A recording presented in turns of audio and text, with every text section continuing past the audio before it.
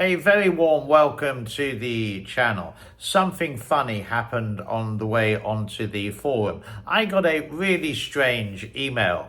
Well, not really strange, but let me read it to you. Hi, the Asia Show. This is Summer. I'm reaching out on behalf of Shi Ju.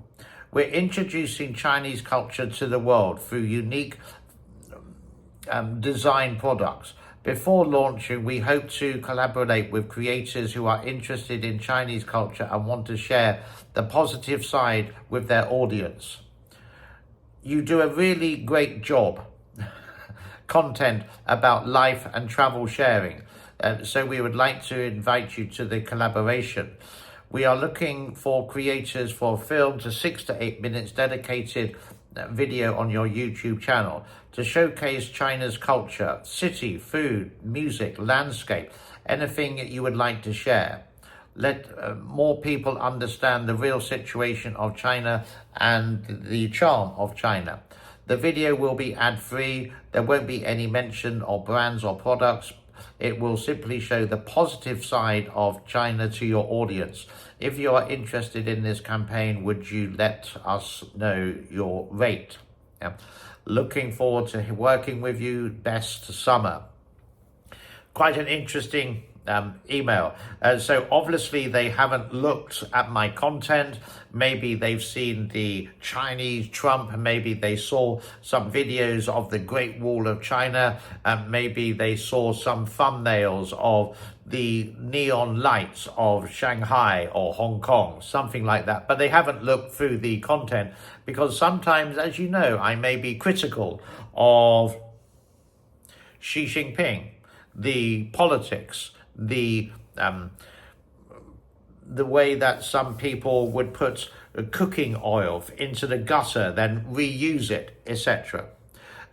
So they haven't really watched the videos, but you can see if I get an email like this, they are going to go to hundreds of travel vloggers who they would possibly invite to China on their own expense, on the travel vlogger's expense, and then they would be like the tour guide showing them around, or they would get paid for the positive content.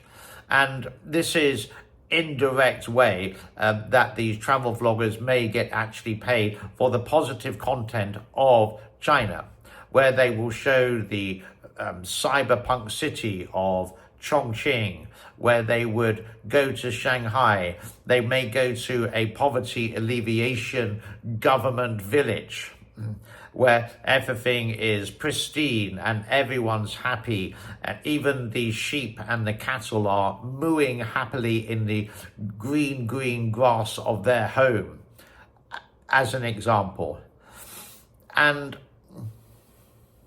I'm just wondering what my response should be related to this. Shall I say, of course, I'm delighted and I will charge you 2,000 American dollars for this. Can you please pay into a Alipay account, which is the electronic payment system in China, with that? Or I don't know. It's sort of like giving the evidence when people say they don't get paid for their videos, and I get an email like this from a company that doesn't really seem to have a name. It just seems to ask me this question, and they must do this to thousands of people who do videos in Asia, trying to promote. They didn't even say you need to go to China. I could just pick videos off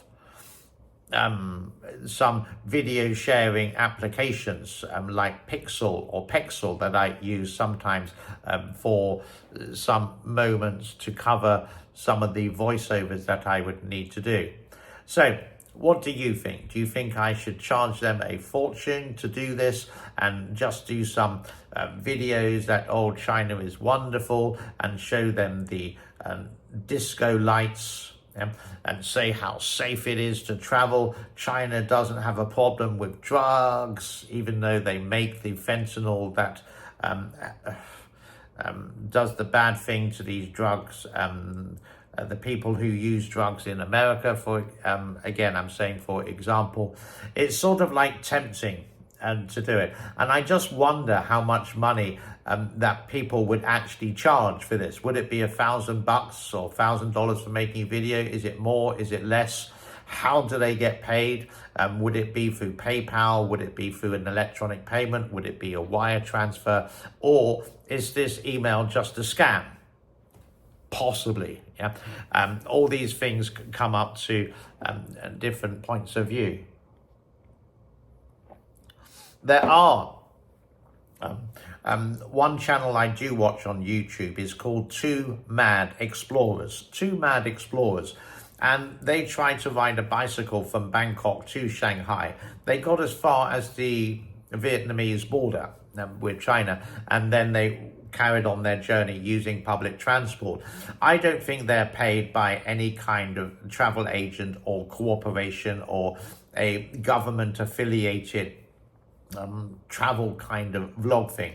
I think they just do it by themselves, and it is actually really good. It's not always showing the disco lights of Changsha or how wonderful Wuhan is now after the pandemic, etc., etc. They just actually go to a place, and they're not professional hosts or broadcasters, but they do it in a very natural way. You could say maybe similar to me.